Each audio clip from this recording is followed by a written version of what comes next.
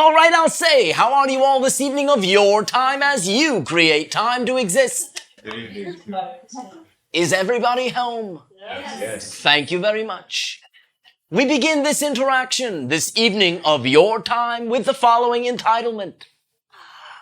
How fascinating. Allow us to begin with a foundational idea to provide some commonality for the purposes of this interaction. From our perspective, one thing that we share quite often with your society, though you may also view this as the first time, if you wish, is the idea that all situations, all events, all ideas, all results are fundamentally neutral. They have, in that sense, no built-in meaning. The idea is that you provide the meaning. And in fact, the meaning that you provide determines the effect that you get out. We have shared, and many of you have come to that realization on your own, the idea that you create your own reality. And again, from our perspective, this is literally true 100%. You create your experience and your interpretation of your reality as well. And therefore, by beginning with the simple notion that all events are fundamentally neutral, you give yourself back the opportunity to begin to choose consciously how to label situations, and therefore choose consciously the effect that you will produce from them. Now, there are, from the perspective of what you consider to be learning upon your planet, certain ideas that are perpetuated in your society and, in a sense, handed down from generation to generation. You may say, and use the terminology upon your planet, that these are ideas with which you become ingrained with in your childhood, although you actually, in that sense, choose and cause that very ingrainedness. You are part of that process as well. But as you grow and as you begin to understand that your reality is distinctly your reality, many of the ideas that you have been taught and have in that way bought into become a bit obsolete. And you begin in that sense to formulate the beliefs that serve you, the beliefs that work for you. Much of this can be facilitated and accelerated by your willingness to at least look at situations initially when beginning to change according to preference from a neutral standpoint. The things which were always automatically considered bad are only, in that sense, those societal notions. Now, we understand what can seem negative within certain circumstance and are not saying that certain ideas in and of themselves are not negative. But what we are saying is that the events, the props within your life themselves are simply a neutral set of props. And you can label them any way you choose. One approach that we will share this evening of your time is the idea of, once you have realized that something that you would formerly have labeled negative is neutral, is bringing in to your thoughts, into your approach, the idea of fascination. For as well as you automatically label a particular event negative, you can as well begin to look at what, in that sense, is positive about it. When we say everything is fundamentally neutral, what this means is that each and every fundamentally neutral event contains 100% potentiality for positive, 100% potentiality for negative. Therefore, equal doses, if you will, of both. And you can choose either. Now, the trick, so to speak, is to begin to view the things that you automatically label bad in a different way. It is quite obvious from, again, the beliefs you have bought into, what is bad about them.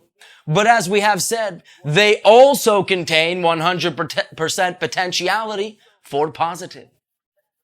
And if you will even begin on any level that you are willing to say, I understand what is negative about this, but now I will begin to look at what is positive about it, you can actually get an entirely different and perhaps opposite seeming effect from the same neutral set of props. Sometimes it takes a little bit of creativity at first, because there is some, again, seeming momentum behind your automatism, your automatic assignment of negative meaning. One of the catchphrases that we have shared to allow you to get some sense of what we are saying is in a situation that you would have formerly labeled bad and said, why is this happening to me? Poor little old me. How, instead, you can ask, how does this serve me exactly as it is? And this very simple, sometimes too simple for some of you who require complexity to validate change. But this very simple approach has a very interesting side effect. You come up with lots of stuff. Lots of automatic, immediate reasons that and why that particular situation serves you. And even if you only come up with one, then you have at least gleaned some positivity from the inherently neutral symbol. Neutralizing it is only the first step toward neutralizing the negative effect upon you. But you do not stop at that point. You actually carry it through toward the positive. How is it serving me? The other idea is that any quote-unquote negative situation also always allows you to key in on beliefs that you still hold that are limiting you. Beliefs that you still hold that perhaps you prefer not to hold. And one of the reasons they seem to hang around is you have not allowed them to become completely conscious. You have kept them what you label subconscious. You create these separations in your consciousness and then tuck them in there, in that sense. But the idea is if you use all your creations and realize that they are all your creations, you would approach it a bit different. You would begin to look, for instance, in how it serves you. And one way to do so is to determine what must I believe in order to even be labeling it negative. When you nail down that belief, you are now in, as you say, the driver's seat. For you can only change a belief if you first acknowledge that you even have it. If you only and first will own it, then can you change it, and not until. As long as you continue to deny it because it is a belief you would prefer not to have, you take it out of your grasp to change it. We have shared many of these ideas quite often, but wish in this particular interaction to take it a step further. One of the tools that we have shared when something that seems negative comes up is to say, thank you, thank you. For this is now allowing me to key in on beliefs that I still hold, which no longer serve me, and in fact, perhaps seem a bit contradictory to what it is I prefer in life. allow us to extrapolate still further that you can, if you will assume the position or the perspective of such, use the following phrase when something negative comes up. How fascinating. And the idea is that this keys you in to the idea of fascination. For one of the qualities that you assign to the children in your society is their ability to glean fascination from everything around them. And although in that sense you are grown up, you by no means have lost that aspect of yourself. Very often within your New Age vernacular, you have the notion of the child within. But the idea is that child need not remain within. And the tool or the faculty or the inlet that allows you to express the most, shall we say, overwhelming characteristic of that child within is fascination itself. And by even saying how fascinating, not in a patronizing way, though perhaps at first it may seem that way, you gear your mind in a particular way to begin to even enable yourself to see what is fascinating about it. And believe me, if you wish, there is fascination in everything. And if you will even assume that there is, then you will give yourself the opportunity to see it. If you immediately assume that stinks, you do not give yourself the opportunity to see it. And in fact, close the very door of opportunity to see it. And then seem to keep getting the same effect every time that particular thing comes around. Oh, poor me. Why always me? This is always happening to me over and over again. Well, if you keep reacting to it the same way, how can you expect realistically a different effect? But the first time that you are willing to look at it from even a slightly different perspective, even neutral versus negative, by definition, you can only get a different effect. If you perpetuate your same approach, your same system of labeling and identification, you will get what seems to be the same effect and what appears to be negative repetition of miserableness. But if you will even give yourself the option to understand that it contains just as much potential for positivity, only then will you even think to look for it.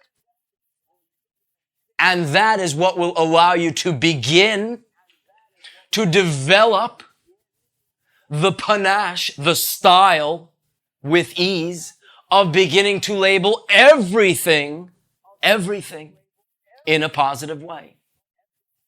The things which seem to come around, which seem to be negative, are products of beliefs, again, that you may hold on an unconscious level. What we are discussing now is being a conscious creator. And this may mean, because of the way you create cause and effect in your reality, running through, working back through, in a sense, some of the results of your older unconscious beliefs that you do not prefer. And the prime opportunity for fishing out the last of what is left of your negative approach is using all your creations, and in particular, using the ones that you normally would label negative and extraneous.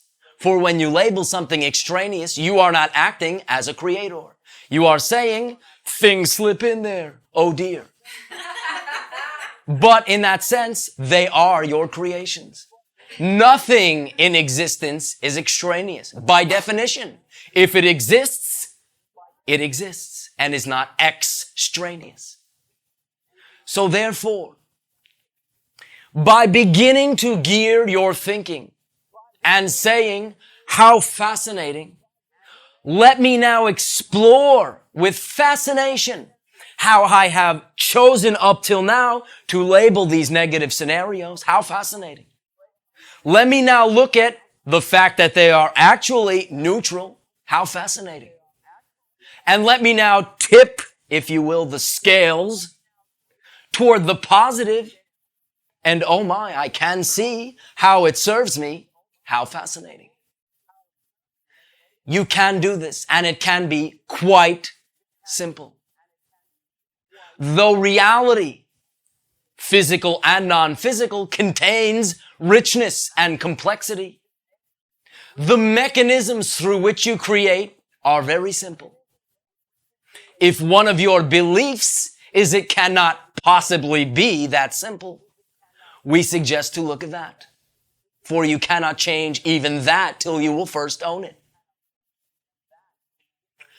By way of a slight review, when we speak of creating your reality, we speak of the foundational idea by which you do so of being your beliefs.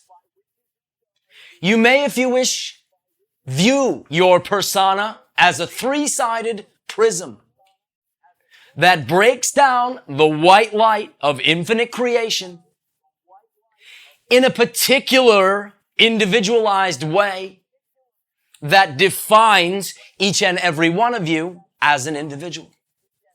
The three sides of that prism are beliefs, emotions, and thoughts. According to what you truly believe, you then generate corresponding emotions. According to those emotions, you then correspond a pattern of thought. Because of any particular pattern of thought, you then act a particular way. And in physical reality, at least, it is those actions which are the bottom line manifestors of the reality that you actually live within. But they always can be traced back to the beliefs, resulting in the emotions, resulting in the thoughts, which then result in those actions. You already automatically do this with your beliefs.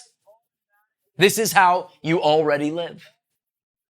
When you identify a belief that you have that you do not prefer, if you will look at it from the viewpoint of fascination, you will realize that you can define that because you have believed that, you have felt a certain way, had a certain emotion, then thought a certain way, and ultimately acted like a person with that belief. And this is what has created the effect in your life from having that belief. When you identify the belief that you have and wish to change it, you can work it or play with it a bit backwards in the following way. The tool of your imagination will assist you in this process.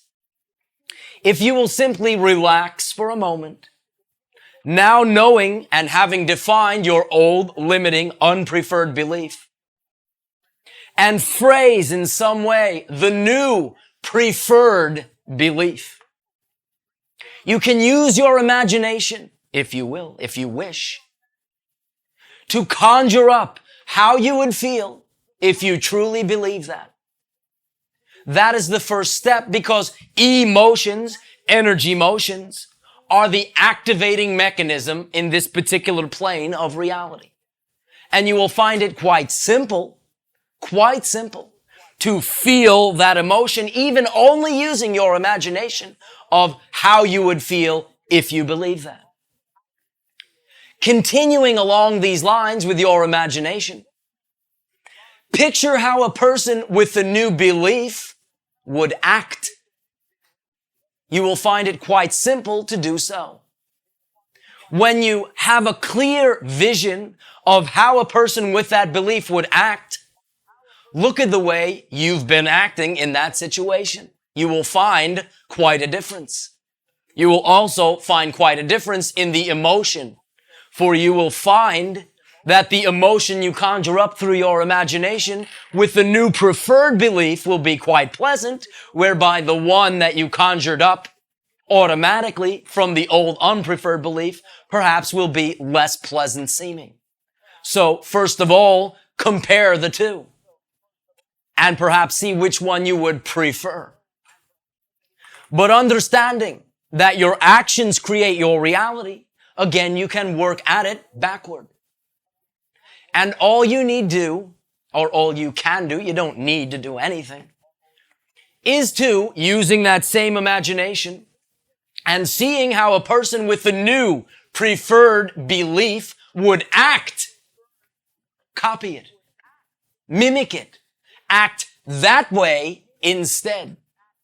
It will be quite easy because when you give yourself the advantage of viewing the alternate choice, you will find that the action that the imaginary you took is quite a pleasant action. If you will simply copy that action and do that instead, you will now be acting different in, quote unquote, the same old situation, and therefore it is quite impossible to get the old effect. You will automatically, the first time you do this, get the new effect, thereby validating that your actions create the experience of your reality, and thereby also showing you that you can change any belief this way by simply conjuring up in your imagination how a person with a preferred belief would act and act that way. How fascinating. Very simple. Very accessible. Don't need any books. No courses. No levels of awareness. Your willingness to begin to weed out unpreferred limiting beliefs will automatically expand your awareness. However, it will do so according to preference. And you may, in that sense, live your life according to preference without harming yourself or anyone else. That is how reality is structured.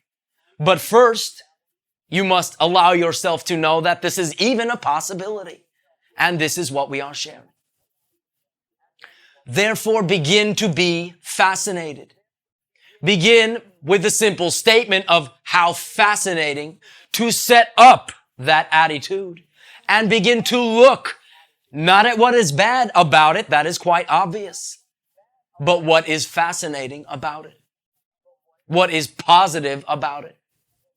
And rejoice when something negative comes around, seemingly negative, for it is an opportunity to weed out the last of the limiting beliefs that you have, using what you have formerly considered to be the worst of your reality, to afford yourself the greatest, most accelerated growth. Think about it, but not too hard. For what will make the difference is not all the thinking, all the pondering, all the intellectualizing, but the doing. You can understand everything that we are sharing, but it will, in a sense, have no effect on your reality until you apply it in your actions. For you are already creating the reality you say you do not prefer by applying those beliefs with actions.